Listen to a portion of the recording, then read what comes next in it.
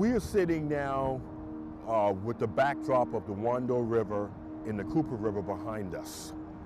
Yes, in the early 1600s, enslaved people were brought here as a part of the African slave trade. If you look at an old historic map or atlas of West Africa, you will see regions highlighted on the map as the Windward Coast, the Rice Coast, or the Gold Coast. Today, modern countries of Guinea-Bissau, Liberia, Nigeria, and Sierra Leone is in the same geographical area today. And what we know is that Africans were often captured in the interior of Sierra Leone, brought down the river, and then taken to what we call today Bunce Island. They are separated, men and women, and then they are placed in separate holding cells in preparation for this trip to the New World. From that location, you're then packed upon a vessel that you have no knowledge of where this vessel is heading. Not all Africans that were packed into the bottom of these slave ships to die, but they survived of meager rations, of meager sunlight, of meager exercise. We also have to highlight and share that when opportunity arose, many of them jumped overboard. But strength of body and character and mind allowed them to arrive here.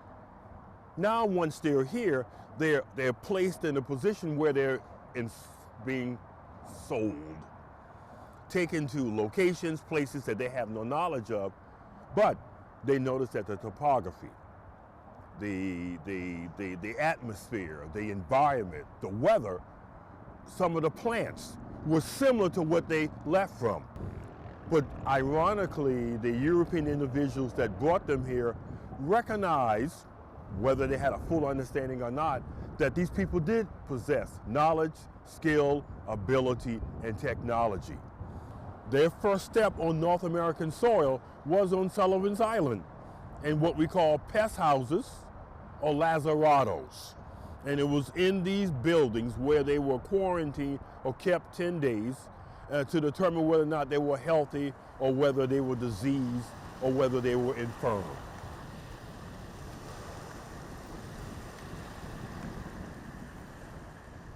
If I look straight across, I can see Fort Sumter, where the American Civil War began in April of 1861, which changed the course of our nation's history, changed the experience that African Americans had and would have.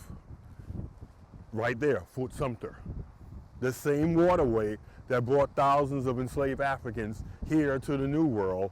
And as I keep saying, many of them stepped foot first on the soil of this island.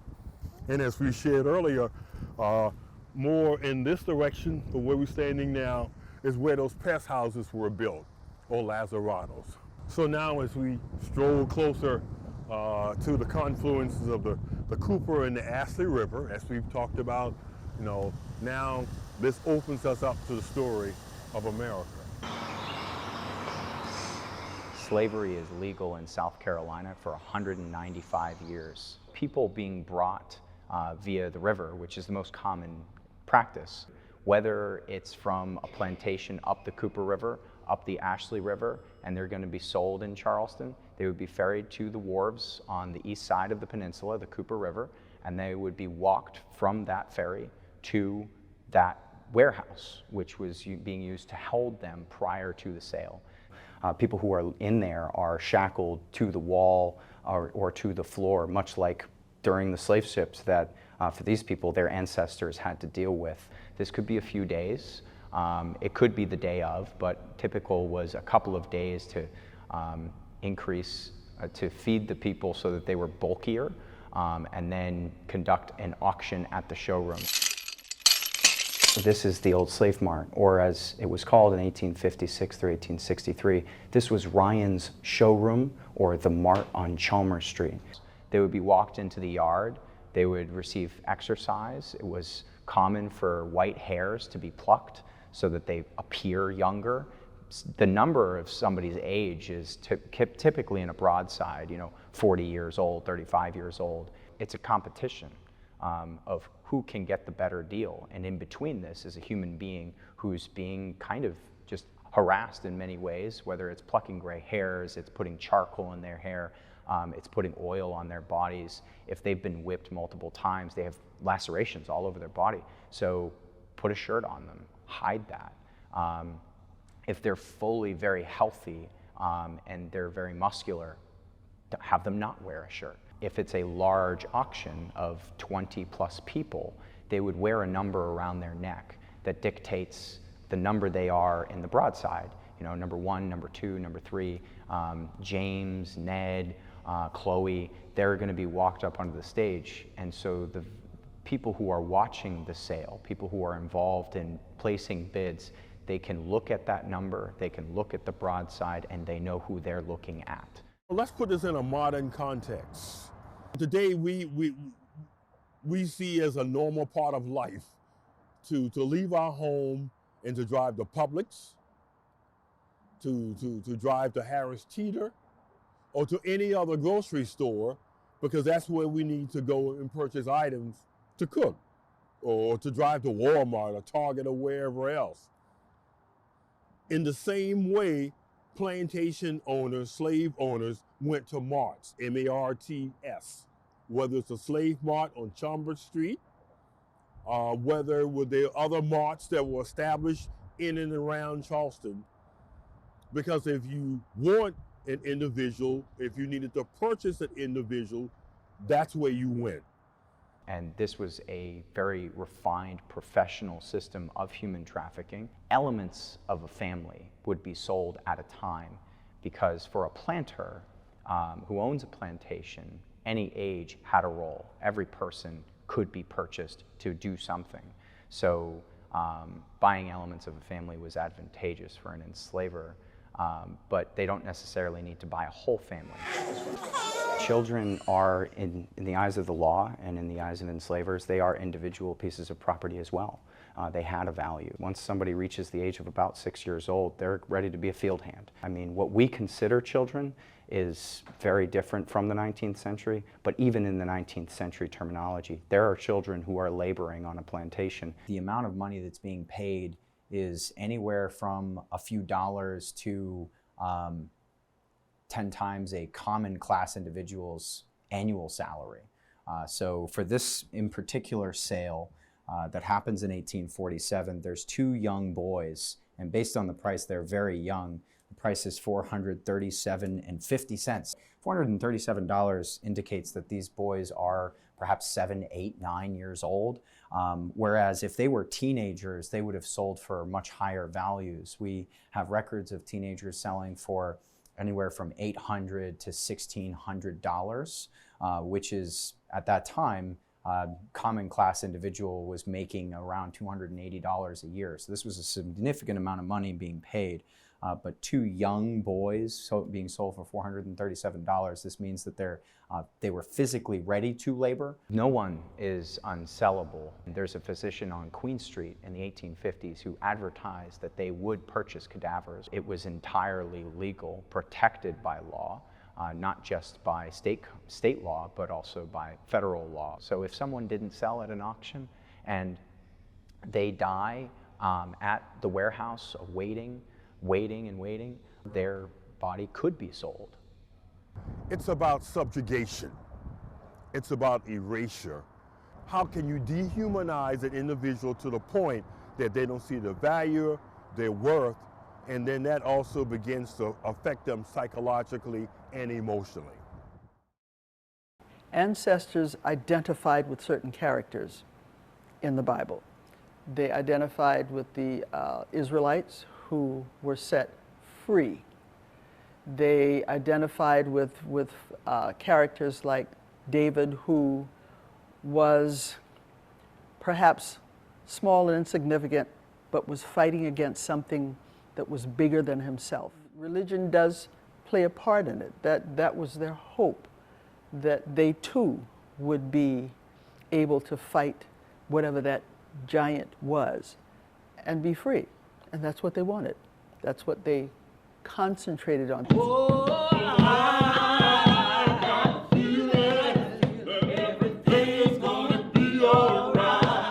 And when you hear the spirituals, you know, some people, oh, it's just slave stuff. No, listen to them. They are describing what's going on around them. Be all right. They could sing those songs, and the slave owners would not know what they were doing. They were telling stories. They were giving directions. The spirituals are also called the music of an unhappy people. People think they were singing because they were happy. They were not. There ain't no freedom here, Lord. There ain't no freedom here, Lord. There ain't no freedom here, Lord. I wish I ain't never been born. The song's entitled, Lord, How Come Me Ya? It's a song about a woman who has issues with God. She asks, Lord, how come me ya? When you get to the part that says, they sell my chillin' way, Lord. They sell my chillin' way. They sell my chillin' way, Lord. And I wish I ain't never been born. That kind of hits people in a place where you're not thinking about that. Children are sold like puppies. Sometimes I feel like a motherless child. Why do you feel like a motherless child? Because your mama is gone or you've been taken apart from her. Wade in the Water is another coded message song. Whenever the ancestors were escaping from slavery and they were discovered at the onset of their journey to freedom, they would have to go to a body of water. And they go to that body of water because dogs are chasing them and the dogs can't tell the scent when they hide in the water. In that water are alligators and leeches and all this other stuff that you don't want to be bothered with. But because freedom is so important, you're risking life, and that should get you here and eventually here that was happening. The song Amazing Grace.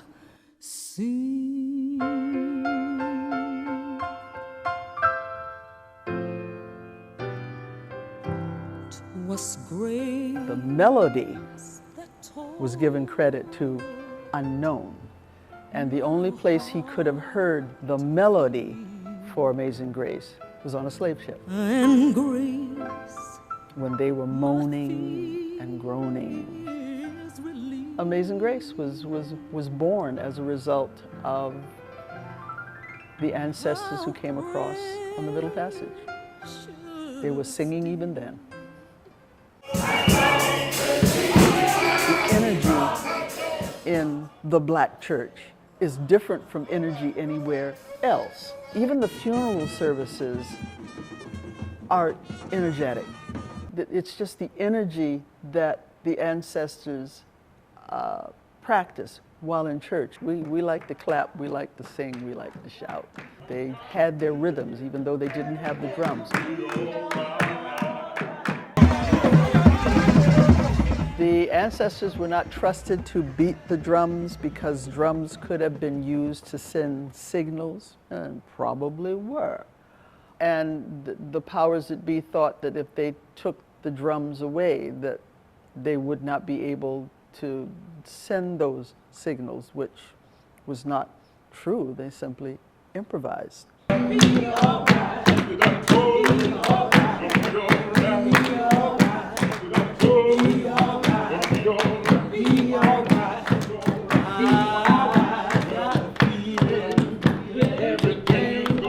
Even with the ring shout, the counterclockwise is going back to Africa. Clockwise is going away from it. So that's their means of showing resistance. Even though they didn't have the drums, they were still able to make their rhythms, with their canes, with their staffs, with whatever they could do. When you think that after they got together in the pray houses and the camp meetings, they went right back into the turmoil that they sang about. When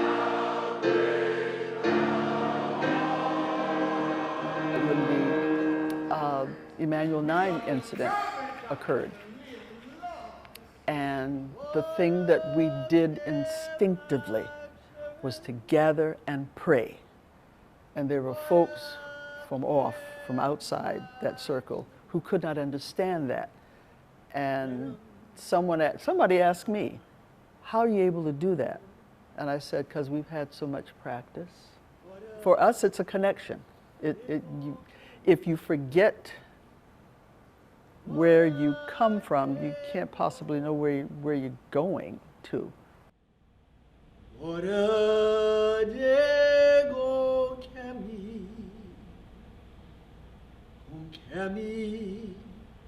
Far from home, go carry me far from home, go carry me far from home.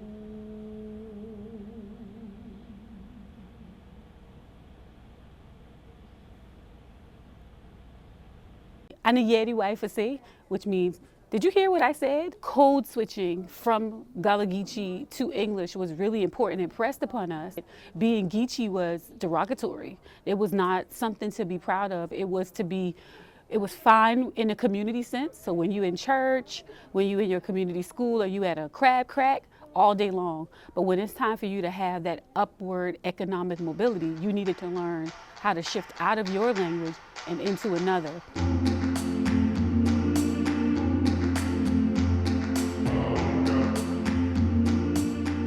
Particular being from Hugie, an inland area, to get to Mount Pleasant or downtown, you got to cross a bridge.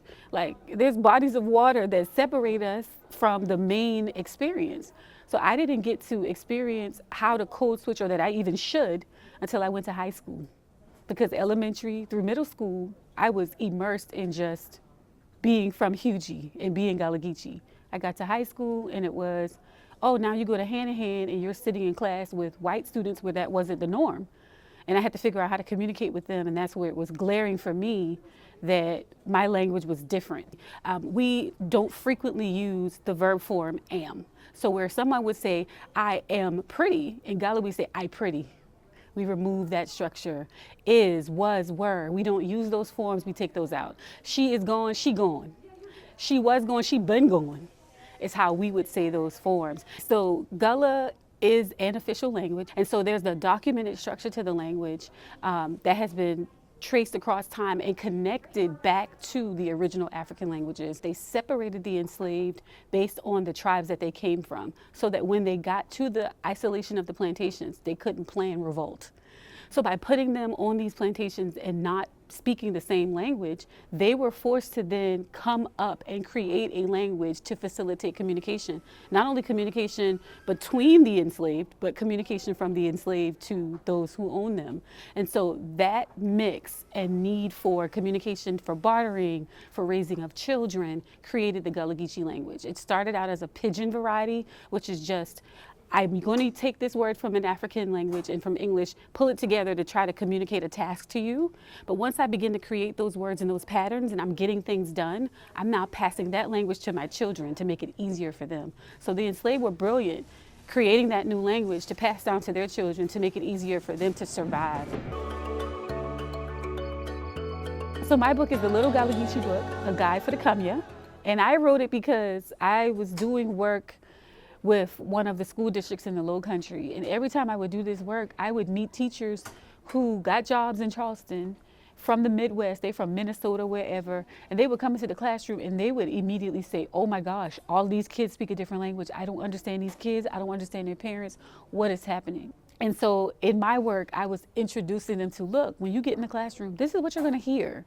This is normal. This is how they sound. These are their traditions. And so that book was birthed out of that, to give anybody who would come here a brief introduction to our food ways, our religion ways, our language ways, and then just some do's and don'ts. Like, don't try to talk Gullah. Don't ask somebody who is Gullah. Like, speak it for me. Like, don't do things like that. When I was growing up, they would say, "Are you from Jamaica?" I'm like, "Nah, I'm from Hugie." And that was like a badge of honor. Like, nah, y'all think that I'm from a whole nother country, but I'm from right here. And that made me proud. I proud for be Gullah. For we food, we culture, we ancestor, who stand the ground and leave we with something for hold and see. Oh Lord, I done done what you told me to do. Oh Lord, I done what you told me to do. The rices that were harvested for 93 years is what made Charleston the richest city for that time period, becoming then the richest colony for 93 years plus. It's because of what we're doing today. You don't grow raw rice without having sweetgrass. My name is Corey Alston. I'm a sweetgrass basket maker here in the Charleston City Market. What I'm doing daily is practicing a very proud Gullah tradition that's been passed down generations since the 1600s coming into the Americas. These are called Gullah sweetgrass baskets, being found nowhere else but the coast of Carolina. What that means is we're wrapping pine needle, palmetto, bulrush, and sweetgrass. So as we use all four materials, they will be falling under the idea or the wording of sweetgrass materials, but one of them specifically is sweetgrass. And that's the material that we've always known to have a shortage of due to development or to beach erosion, or from lands that now became private, so now we can't harvest anymore.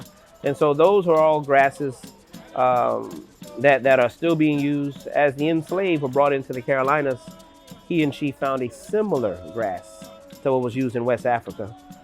So this is what the similar grass is now known to be, is sweetgrass. They found it to notice that the grasses here in the Carolinas had a sweeter aroma, took on the name sweetgrass because it smelled sweet. They never were designed to be art. Of that time, it was more known as a working tool, as the tools with different purposes were created for different jobs. So the styles that we're keeping alive, a lot of them fall under the word traditional. And then every now and then we make some very contemporary or modern pieces as well. Overall, using my hands daily, I weave about 14 to 16 hours every day. It's definitely therapeutic. It's rough on the hands. The most time-consuming piece, I've been blessed to be commissioned by the South Carolina State Museum. I'm under a 1-year commission, and that's going to be the biggest basket within the past 100 years. I have that finished and on display as of February 19th in Columbia, South Carolina.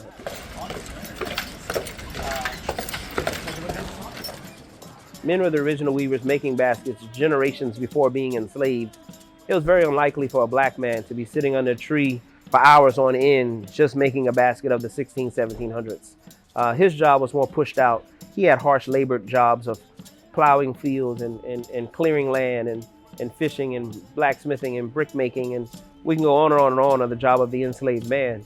Women kept the art form alive, passing from mother to daughter, generations. Over 300 years, we make sure we give ladies the credit of passing this proud art alive. As she was taking more of the jobs of the home, closer to the home, basket weaving was also being done by her. As slavery abolished, then this became more of a supplemental income for the families. So then you have Highway 17, one of the original places ever that sweetgrass baskets were sold. You find those street stands on Highway 17, and those were the original places that the basket makers were to put those baskets out on the highway, selling their wares to the travelers traveling from north to south or from south to north. Being a black man now doing what the grandmas was doing for generations, I'm kind of getting back to where it was. The skill of keeping it alive is definitely something that's considered a pride. I'm very prideful to be a part of this long-living, long-lasting skill set. We're proudly keeping the traditions of our ancestry alive. It's then been taught from parent to child also to keep it alive. So as I have 2 daughters, they're 6th-generation sweetgrass basket makers, learning from the age of 6 and 7 how to do it. Now they're 18 and 23, full-time, artisans, if they choose to make it a full-time job, they have understood that it's a pride. They have understood that we don't just show it out because it's a secret recipe.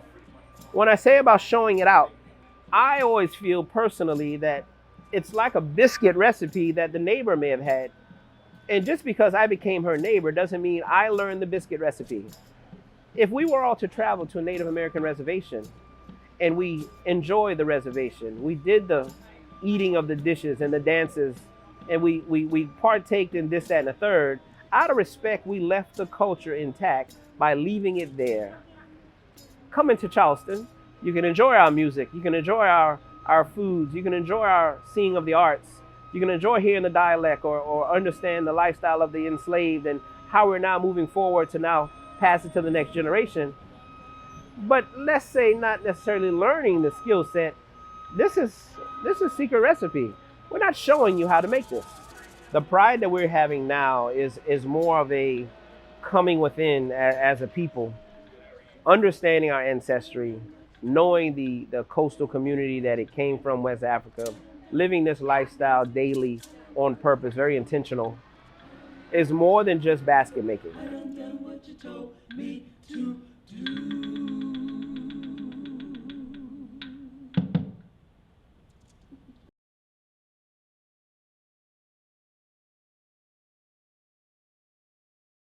I think the only way to preserve a culture is to own it, right? You can't preserve anything that you don't own. I fully believe that South Carolina can do that, because why would we not want to recognize something that is extremely unique, extremely precious, and ties us right back to Africa just in the way we speak? There's nowhere else you can say that except for with our Gullah culture. And I think if South Carolina would put that on a pedestal, people already know. They come here, the tourism that comes to South Carolina, particularly Charleston, is for Gullah. That's why they coming. They coming for our food, they coming for our baskets, they coming for a Gullah experience. And so South Carolina's already making money off of us. Acknowledge us. Now, our nation is moving towards celebrating in July the 250th anniversary of the establishment of the United States. In many respects, without this African presence, where is the United States? Without this African presence, how do the building blocks form to form these 13 colonies into a United States or a nation? And so I think as we begin to move toward July, and if we begin to have conversations, we cannot leave out the life, legacy, and history of what Gullah people did here in Charleston to help to affect and shape the birth of a nation. The 4th of July, frankly, meant little to the ancestors. It meant freedom for America, but in our ancestry, we were property. Pigs, chickens, cows, tables, chairs. They weren't declaring any independence from anybody. They were still slaves. Apparently it didn't work because many escaped, many left. No, I'm not buying that. No, many of them did not buy that. There's something wrong with this. And they left. So that mindset didn't connect with the ancestors. Before bondage, the ways, the lifestyle, the things that is done now today deliberately were also those things that were done before bondage. We're deliberately planting seed. We're deliberately gathering sweetgrass. We're deliberately keeping language alive. We're deliberately using different spices and seasonings to season those pots of the meats or the foods that were undesired by white folks. All these things are now done deliberately. Before bondage, we were free, right? We did not have trauma. We were not oppressed in the same ways that we are now, right? And I don't think we understand how deeply ingrained colonization and white supremacy and enslavement has affected every single thing we do. And I can only imagine what it is to have lived a life where that wasn't even a thing in your past.